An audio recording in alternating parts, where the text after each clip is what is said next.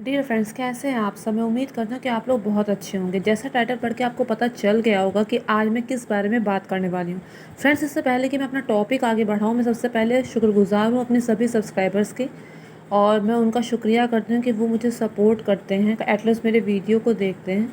मैं अपने सभी सब्सक्राइबर का धन्यवाद करती हूँ और उनसे रिक्वेस्ट करती हूँ कि मेरे वीडियो को शेयर भी कर दें अगर मुझे इस लायक समझे तो फ्रेंड्स, अब मैं अपने वीडियो को आज स्टार्ट करती हूँ। वीडियो को स्टार्ट करने से पहले मैं आपको एक स्टोरी सुनाना चाहती हूँ। फ्रेंड्स, एक बार की बात है, एक बार क्या होता है कि एक राजा होता है। उसके राज्य में एक ब्राह्मण रहता है। उस ब्राह्मण के पास हंस और हंसनी का जोड़ा होता है, जिसका वो लालन पालन बहुत अच्छी तरह अपने बच्चों की तरह करता है। वो जो हंस हंसनी का जोड़ा होता है वो भी उस ब्राह्मण से बहुत प्रेम करते हैं। उस ब्राह्मण के अलावा उस हंस और हंसनी की देखभाल करने वाला उसके घर में और कोई नहीं होता है। एक बार वो ब्राह्मण सोचता है कि मुझे तीर्थ यात्रा के लिए जाना चाहिए, और वो तीर्थ यात्रा के लिए जाता है। वो जब तीर्थ यात्रा के लिए जाने का विचार करता है तब वो ये सोचता है कि मैं हंस और हंसनी जो मेरे पास है, मुझ पर आश्रित है, मैं उनका ख्याल कैसे रख पाऊँगा। वो अपने मित्र के पास जाता है और उनसे कहता है कि मैं तीर्थ यात्रा के लिए जाना चाहता हूँ। अब फ्रेंड्स, उस समय तो जो तीर्थ यात्रा होती थी वो पैदल यात्रा होती थी।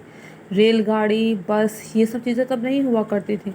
तो उससे पैदल तीर्थ यात्रा में जाना होता है, जिसमें साल भर का समय लगना था। तो वो अपने मित्र से कहता है कि तुम मेरे हंस और हंसनी का ध्यान रखना जब तक मैं लौट कर ना आऊँ। तो वो कहता है कि देखो, मैं तो पूजा पाठ में व्यस्त रहता हूँ, तीनों संध्या मुझे करनी होती है, मैं उनका लालन पालन अच्छी तरह से नहीं कर पाऊँगा। तुम क्यों नहीं नगर के राजा से इस विषय में बात करते हैं। वो बहुत ही दयालु है और वो ज़रूर तुम्हारी बात समझेगा। वो नगर के राजा के पास जाता है और अपनी समस्या उन्हें बताता है। राजा कहता है आप निश्चिंत होकर तीर्थ यात्रा के लिए जाइए, और आप जो हंस और हंसनी का जो जोड़ा है मेरे पास छोड़ दीजिए, मैं इनका पूरी तरह से ख्याल रखूँगा। अब वो राजा उनके लिए बाकायदा एक कमरा देता है और सेवकों को निर्देश देता है कि इनका तुम्हें पूरा ख्याल रखना है। अब वो सेवकों को निर्देश तो दे देता है, लेकिन धीरे धीरे समय बीतता है और हंसनी अंडा देती है, अपने जीवन का पहला अंडा।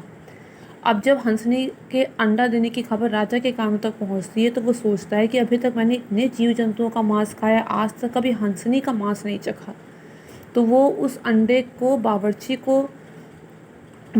को देता है, उसे निर्देश देता है कि इसे पका कर लाए, भली प्रकार से इसे पका कर लाए। वो बावर्ची राजा की आज्ञा का पालन करता है और उसे भली प्रकार से पका के राजा के पास प्रस्तुत करता है।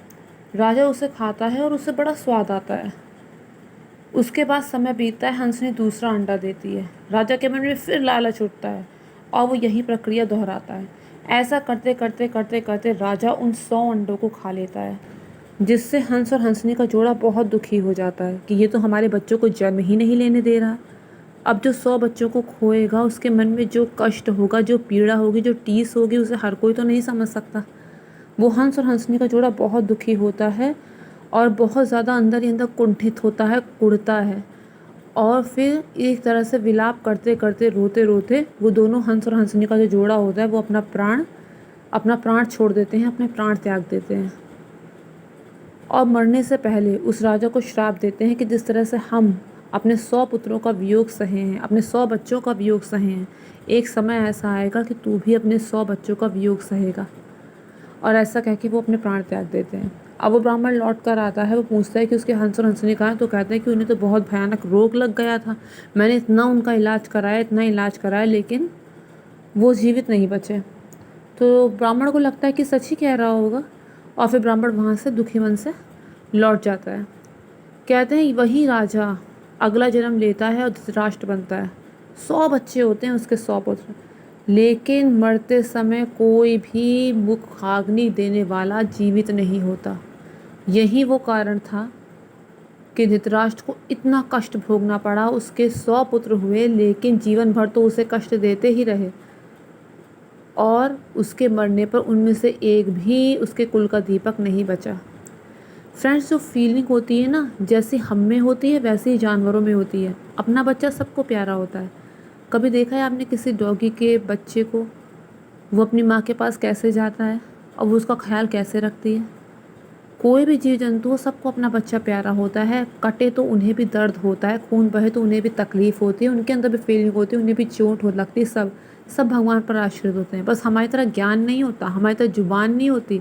दर्द उन्हें भी होता है, दुखी वो भी होते हैं, लेकिन ये चीज़ देखने वाले के नज़रिए की है। अब समझ नहीं आता, आजकल खाने पीने की इतनी इतनी चीज़ें उपलब्ध हैं, लेकिन फिर भी लोग स्पष्टीकरण देते हैं, अरे इसमें बड़ा प्रोटीन है इसलिए खाते हैं। तो प्रोटीन क्या बादाम में नहीं है, अंजीर में नहीं है, किशमिश में नहीं, दुनिया भर के ड्राई फ्रूट्स में नहीं है, साग सब्जी में नहीं है, उसी से प्रोटीन लेना है। कुछ लोग तर्क देते हैं कि स्वाद। तो फ्रेंड्स, किस स्वाद के लिए किसी की हत्या करना, उसे काटना कहाँ तक जायज़ है, अपने मन में ज़रा आकलन करके देखिए, एक बार सोच कर देखिए।